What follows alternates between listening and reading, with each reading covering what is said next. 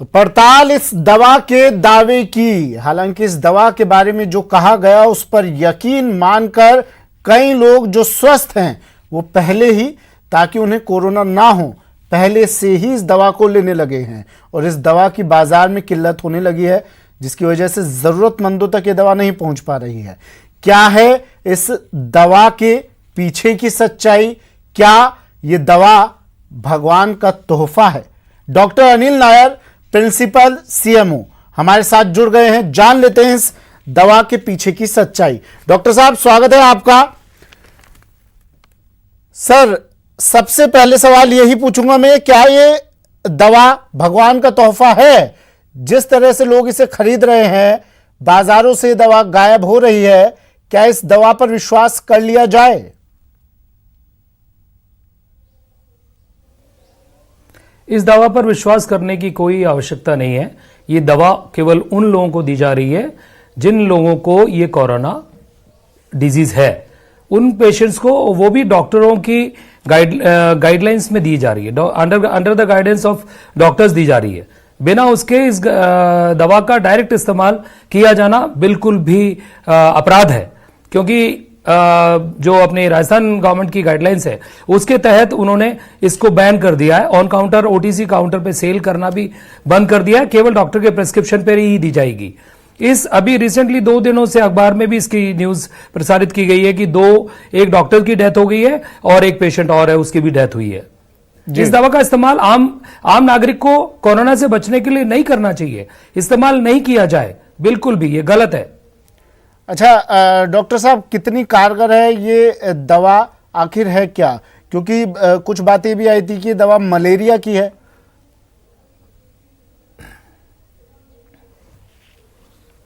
हाँ, ये मलेरिया के उसमें इस्तेमाल की जाती है, हाइड्रोक्सीक्लोरोक्विन। और इस दवा से कार्डियक, जब तक उस मरीज का हार्ट का, हृदय का स्टेटस का पता नहीं लगता, सारी जांचें होने के बाद उस मरीज को ये दवा दी जाती है। और ये केवल जहां पर कोरोना के आइसोलेशन वार्ड है, जहां कोरोना के मरीजों को भर्ती किया जा रहा है, वो ही डॉक्टर्स इस दवा का इस्तेमाल कर रहे हैं। ओवर द काउंटर शुरू में ये वायरल हुआ था, व्हाट्सएप पे बहुत ज्यादा प्रचारित हुई। व्हाट्सएप पे प्रचारित होते ही सारे मेडिकल स्टोरों पे लोग बाग इसको लेने लग गए। कई लोगों ने, मेरे को यहां तक पता लगा 6000 की ये दवाइयां एक व्यक्ति ने अपने फैमिली के लिए परचेस की है। इसकी आवश्यकता क्या है जब यहां पर 2 मृत्यु ऑलरेडी हो चुकी है? बिना हुए आप अगर इस दवा का इस्तेमाल करेंगे तो जब आपको कोरोना हो जाएगा तो आप रेजिस्टेंट हो जाएंगे, इस दवा का असर ही ना होगा। सो कृपया करके दर्शकों से मेरा अनुरोध है, इस तरीके की दवाओं का इस्तेमाल जब तक आपको कोरोना पॉजिटिव नहीं हो और डॉक्टर्स के परामर्श नहीं मिले तब तक आप उसको नहीं लेनी चाहिए। अच्छा डॉक्टर साहब, ये और बता दीजिए उन लोगों के लिए, क्योंकि इस वक्त वो लोग भी बड़ी संख्या में देख और सुन रहे होंगे आपको, जो लोग बिना किसी तरह के सिम्टम्स हुए दवा खरीद रहे हैं और खा रहे हैं, क्या इस दवा के कोई साइड इफेक्ट भी हो सकते हैं? किसी तरह का कोई नुकसान हो सकता है उन लोगों के लिए जो बिल्कुल स्वस्थ हैं?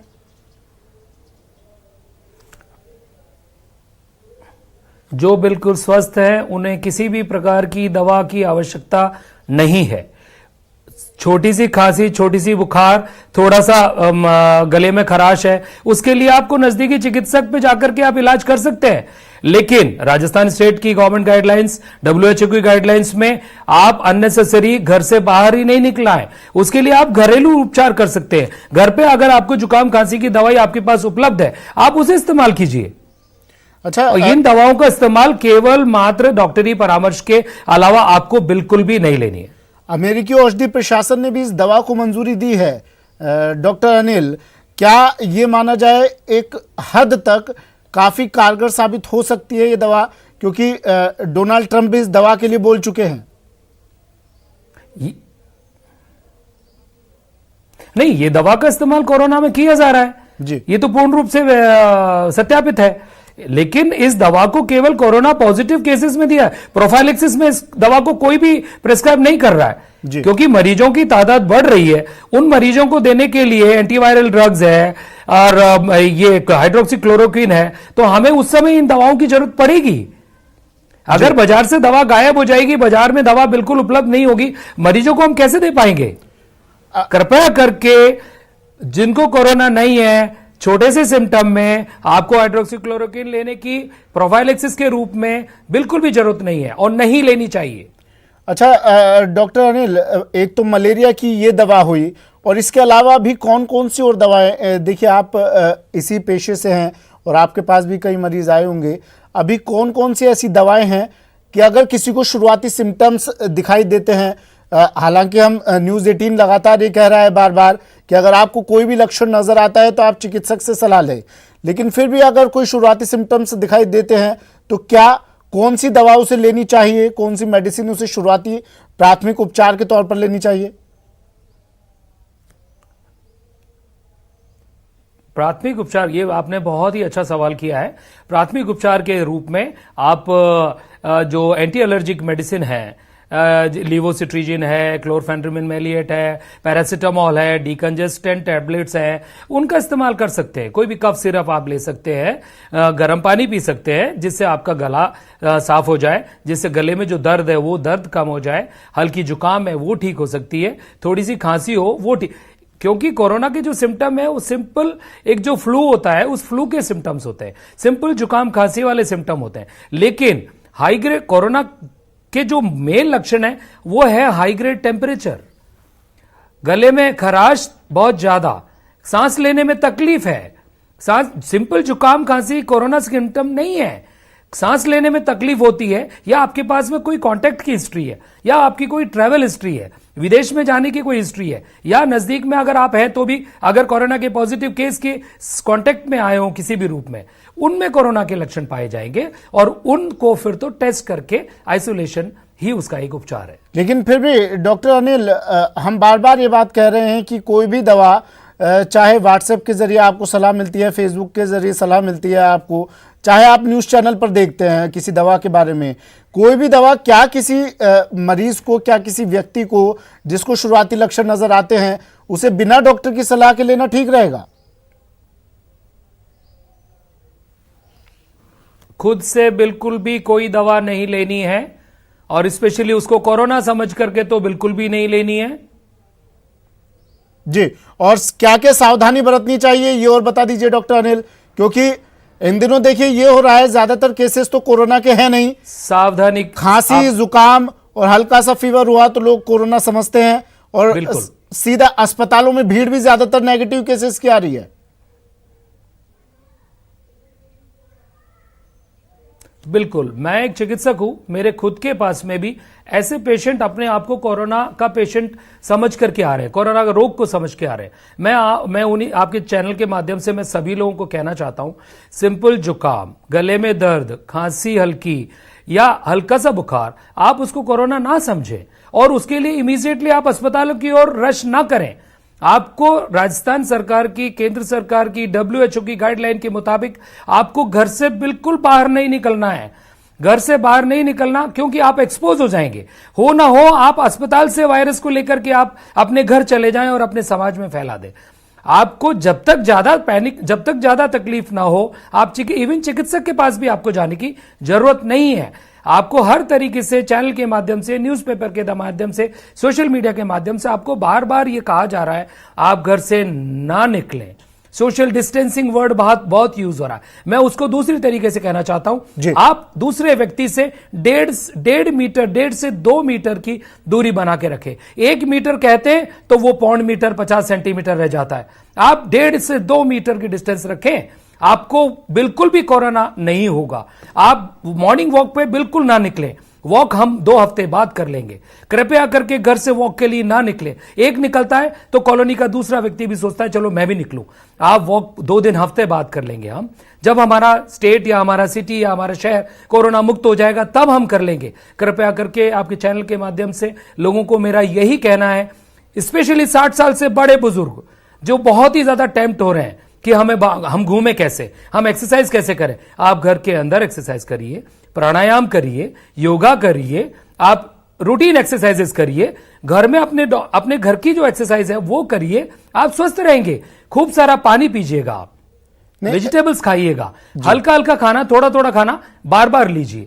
सीनियर सिटीजन्स सीनियर सिटीजन्स जो हैं, जिनको कि आप ऑलरेडी उनको डायबिटीज, हाइपरटेंशन या कोई और बीमारी है, आपने दवाइयां रेगुलर लीजिए, नियमित रूप से लीजिए, और आपको किसी भी प्रकार से पैनिक होने की जरूरत नहीं है। पैनिक बिल्कुल ना रहें। राजस्थान स्टेट की कंडीशन काफी कुछ कंट्रोल में है, भीलवाड़ा में भी काफी अच्छे से कंट्रोल में है, रामगंज की स्थिति थोड़ी सी ज्यादा है, लेकिन वहां पर भी राज्य सरकार की पूरी टीम मुस्तैद होकर के, हमारी जयपुर डिस्ट्रिक्ट की टीम पूरी मुस्तैद होकर के लगी हुई है। आप पैनिक ना हो, घबराएं बिल्कुल नहीं।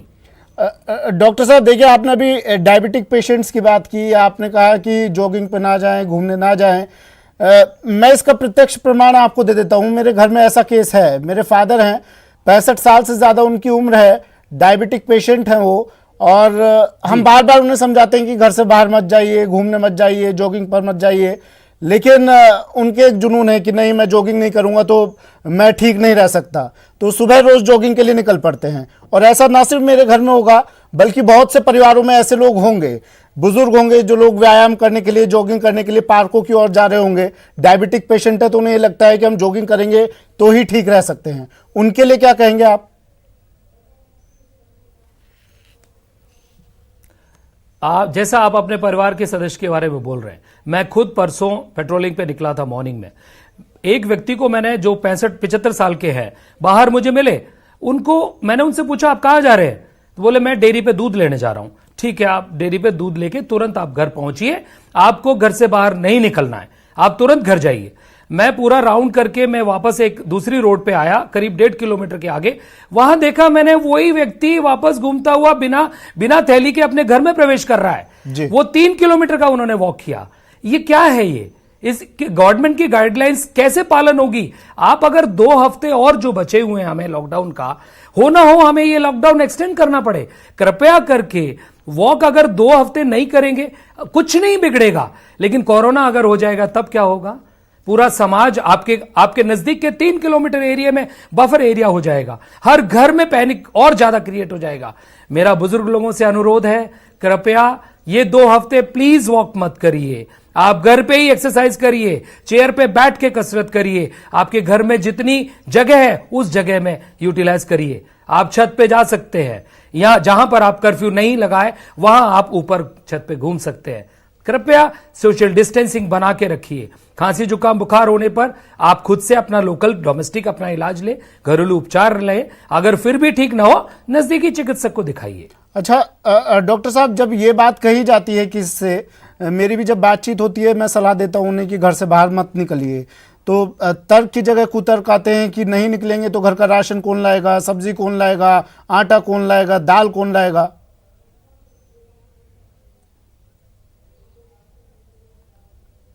बिल्कुल ठीक है, आप केवल राशन लेने जाइए, राशन लेके घर आ जाइए। अभी तक तो राज्य सरकार ने ये अलाउ किया हुआ है, आप राशन लेने जाएं, वहां जहां काउंटर पे जा रहे हैं। शुरू में मैंने ये भी देखा था, काउंटरों पे 10-10 जने खड़े हुए हैं, बिल्कुल नजदीक में खड़े हुए हैं। उन काउंटर वालों से मेरा अनुरोध है, कृपया आप सामान तभी दें जब वो लोग अपनी 1.5 मीटर की डिस्टेंस पे अपनी लाइन बना लें। लोगों ने गोले बनाए हैं, लाइन लगाई है, एक जने को दूसरे को खड़ा किया है। बचेंगे कैसे हम लोग? समाज को कैसे बचाएंगे? हमारे राज्य को कैसे बचाएंगे? जब उस चीज का, कोरोना का इलाज ही बचाव है, तो फिर आपको वो गाइडलाइंस माननी होगी, आपको बड़े सीरियसली इस चीज को लेना होगा। डॉक्टर अनिल, अगर किसी व्यक्ति को लगता है कि मेरे अंदर कोरोना के सिम्टम्स आ रहे हैं, अब हम लोग बार बार कह रहे हैं कि आपको बाहर नहीं निकलना है, हम लोग बार बार कह रहे हैं आपको तुरंत अगर खांसी जुकाम बुखार होता है तो आपको अस्पताल की तरफ भी नहीं भागना है, वहां भी बेवजह का रश आपको नहीं करना है, क्या करना चाहिए उस व्यक्ति को, उस पेशेंट को, जिसको अगर थोड़े बहुत सिम्टम्स दिखाई दे रहे हैं, किस तरह से वो आगे बढ़े? हालांकि हम बार बार हेल्पलाइन नंबर भी बता रहे हैं, लेकिन एक बार अगर आप डिटेल में बता दें तो शायद लोग कुछ समझ सकें।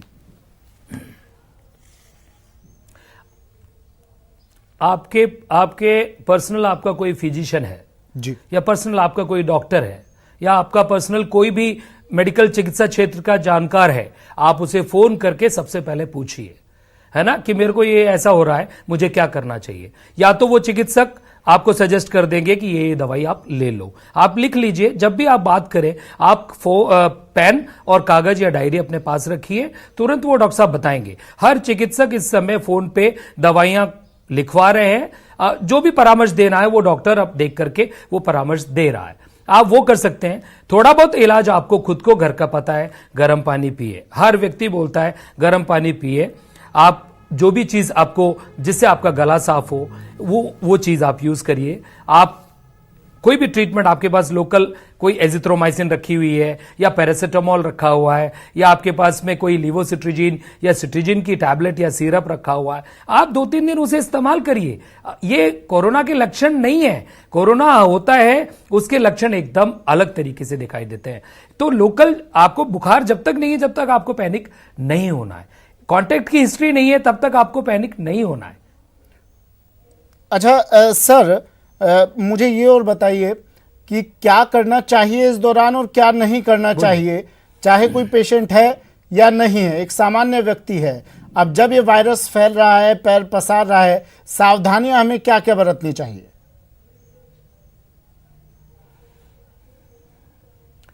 पूर्ण रूप से मैं शुरुआत से बोलता हूं, गवर्नमेंट ऑफ इंडिया की गाइडलाइंस, WHO की गाइडलाइंस और राजस्थान सरकार की चिकित्सा विभाग की गाइडलाइंस के मुताबिक आपको नंबर 1 घर से बाहर नहीं जाना है। अगर आपको किसी जरूरत की चीजों के लिए अगर आप घर से बाहर जाते हैं, वापस आने के बाद आप घर में जो व्यक्ति उपलब्ध है वो व्यक्ति आपका डोर खोलेगा। आपको हैंडल्स पे हाथ नहीं लगाना है। सीधे सामान आप वहां घर पे रखने के बाद तुरंत आप अपने को हैंड वॉश करेंगे। और चिकित्सा क्षेत्र में जो व्यक्ति है वो घर से बाहर अगर चिकित्सा क्षेत्र में डॉक्टर है, हॉस्पिटल है, जा रहा है, वो वापस आने के बाद अपने सारी चीजें मोबाइल, स्टेथ, पेन उनको सैनिटाइज करेंगे और अपने हाथ को हैंड वॉश करेंगे। सारे कपड़े अपने अलग से वॉशिंग मशीन में डाल के या कैसे भी है उनको गर्म पानी में धोएंगे, खुद का अपना पूरा वॉश लेंगे। जनता जो है, आम समाज के जो लोग हैं, हैंड वॉश रिपीटेडली आपको बोला गया है वो करेंगे। दिन भर आप गर्म पानी पिए, सबसे अच्छा है, क्योंकि जुकाम, खांसी, बुखार, गला खराब, गले में खराश, गले में दर्द गर्म पानी से रिमूव होता है। उससे आपको बहुत आराम मिलता है। चिकित्सा परामर्श लिए बिना कोई भी दवा को कोरोना का इलाज समझ करके इस्तेमाल ना करें। लिक्विड लें, हल्का खाना खाएं, क्योंकि अपन लॉकडाउन में अपन घर में ही रहते हैं। आप बार बार थोड़ा थोड़ा हल्का खाना खाएं, गृष्ट भोजन न करें। बच्चे भी अपने घर में हैं, बच्चों को अलग अलग चीजें बना करके दे रहे हैं। कोई पिज्जा बना रहा है, कोई पास्ता बना रहा है, कोई मैदे की चीज बना रहा है, कोई कढ़ाई की तली हुई चीज दे रहे हैं। बिल्कुल ना दे, आप हल्का भोजन दें। हल्के भोजन डाइजेस्ट भी जल्दी होगा आपको और आपको प्रॉब्लम भी नहीं होगी। नेक्स्ट डे आपको किसी भी तरीके से दोबारा हॉस्पिटल में रश नहीं करना पड़े।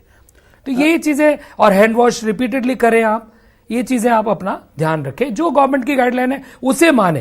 प्लस एक और चीज आपके चैनल के माध्यम से बोलना चाहूंगा, व्हाट्सएप पे आए हुए किसी भी मैसेज को आप फॉरवर्ड नहीं करें। ये एक बहुत बड़ा अपराध है, आज की तारीख में बहुत बड़ा अपराध है। ये इसमें बहुत सारे व्हाट्सएप पे कोरोना के इलाज चल रहे हैं। इन किसी भी इलाजों को आपको मानना नहीं है। कोई पोटली बना रहा है, कोई आपको काढ़ा पिला रहा है, कोई फेस पे क्रीम बता रहा है, कृपया करके बिल्कुल हमें सर, कुछ लोग तो लिकर का भी लिकर सेवन करने के लिए की भी सलाह दी जा रही है। कह रहे हैं हैंड वॉश में अगर अल्कोहल है तो क्यों ना डायरेक्ट अल्कोहल ही क्यों ना पी ली जाए। नहीं, इस तरह के इलाज भी चल रहे हैं सर व्हाट्सएप पे। वाह, सब बहुत ही मतलब इतना निरर्थक है। व्हाट्सएप और सोशल मीडिया पे आए हुए ऐसे मैसेजेस को फॉरवर्ड करना अपराध है। कृपया करके आज की तारीख में आप डेली टीवी देख रहे हैं, राज्य सरकार की जो गाइडलाइन है, केंद्र सरकार की जो गाइडलाइन है, उसी को फॉलो करें। आपको और हमको किसी को कोरोना नहीं होगा। घबराने की जरूरत नहीं है, आपको बिल्कुल घबराने की जरूरत नहीं है।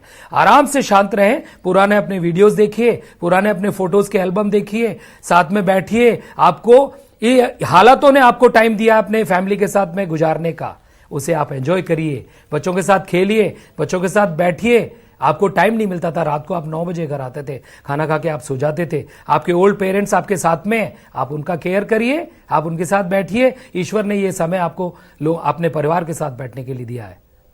अच्छा डॉक्टर अनिल, क्या ये वायरस ज्यादा टेम्परेचर में इसका असर कम होगा? बोलिए सर। क्योंकि कुछ लोग कह रहे हैं कि आप भी बता रहे हैं गर्म पानी से ठीक रहेगा, आप गला ठीक करने के हिसाब से बता रहे हैं, लेकिन कुछ लोग व्हाट्सएप की अभी बात हो रही थी हमारी, तो व्हाट्सएप पर भी कुछ ऐसे वीडियोस चल रहे हैं कि घर पर न्यूज़पेपर आ रहा है तो उसे आयरन से उसे कर फिर उसे सैनिटाइज किया जा रहा है। गर्म पानी से लोग नहा रहे हैं इस गर्मी में भी। क्या ज़्यादा टेम्परेचर में इस वायरस का असर कम होगा?